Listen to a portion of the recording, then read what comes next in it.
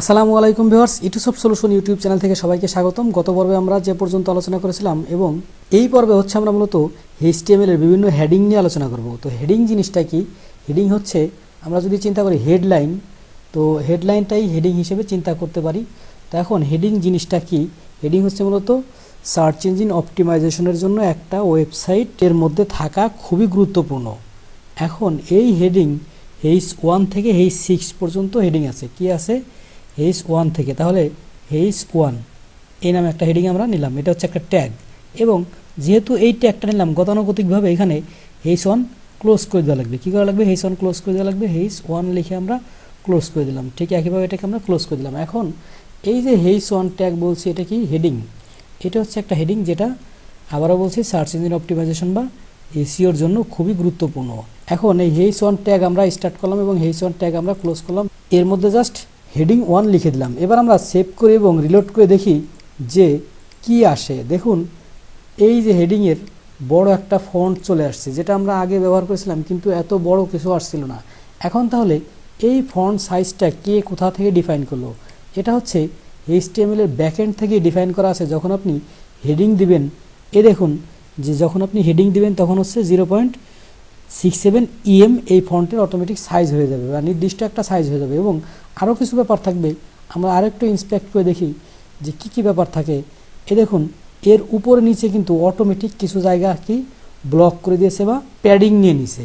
এই হেডিংয়ের বৈশিষ্ট্য হচ্ছে, হেডিং যখন আপনি ডিফাইন করবেন তখন এই হেডিংয়ের উপরে নিচে নির্দিষ্ট জায়গা প্যাডিং নিয়ে নেবে এবং এই হেডিং সোজা এই দিকে আর কাউকে থাকতে দেবে না। এই হেডিং এদিকে ওয়েবসাইটে বাম দিক থেকে এই পর্যন্ত হেডিং পর্যন্ত আর কাউকে থাকতে দেবে না। সবকে আমরা যেমন লাইনের ব্রেক দিয়ে ফেলে দিয়েছিলাম ঠিক একইভাবে ফেলে দেবে।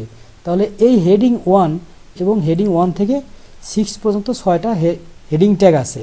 ঠিক একইভাবে এটাকে আমরা কপি করে 6 বার ব্যবহার করে দিই। আচ্ছা, দ্বিতীয়টা হচ্ছে H2। তাহলে এই ট্যাগের ক্ষেত্রে আমাদের চেঞ্জ আনতে হবে। প্রথমে H1 এর পরিবর্তে H2 ট্যাগ আনতে হবে এবং এটাকে আমরা H2 লিখে দিই। এবং তৃতীয়টা হচ্ছে H3। তৃতীয়টা কি? H3। এবার এখানে H3 দিলাম এবং এখানে 3 দিয়ে দিই। চতুর্থটা হচ্ছে কি? H4।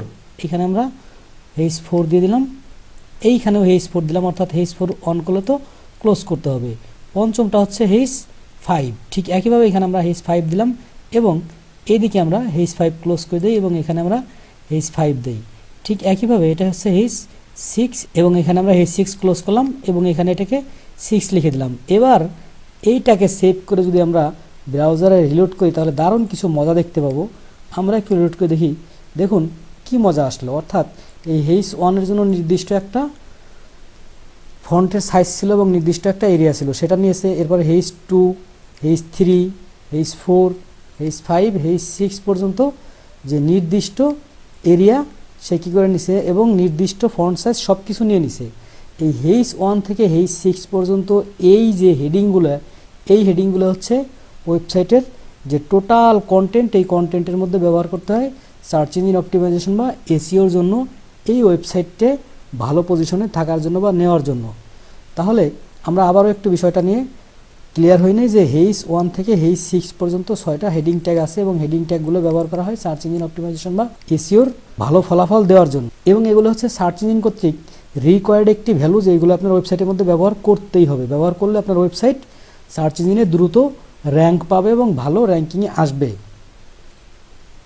তো আমরা আগেও যেরকম কাজ দেখেছিলাম যে প্রত্যেকটা ট্যাগ অন করেছিলাম এবং অফ করেছিলাম, ঠিক একইভাবে দেখেন H1 থেকে H6 পর্যন্ত জাস্ট ট্যাগগুলো অন করছি এবং অফ করছি এবং এর মধ্যে কোনো ফন্টের সাইজ ডিফাইন করতে হয় না, কোনো স্টাইল ডিফাইন করতে হয় না, অটোমেটিক সবগুলো চলে আসছে। এটাই হচ্ছে হেডিংয়ের বড় বৈশিষ্ট্য এবং বড় সুবিধা। তাহলে হেডিং ট্যাগ এ পর্যন্তই। পরবর্তী পর্বে আমরা HTML প্যারাগ্রাফ নিয়ে আলোচনা করব। HTML প্যারাগ্রাফের পরবর্তী পর্ব দেখার জন্য সবাইকে সাদর আমন্ত্রণ জানাচ্ছি।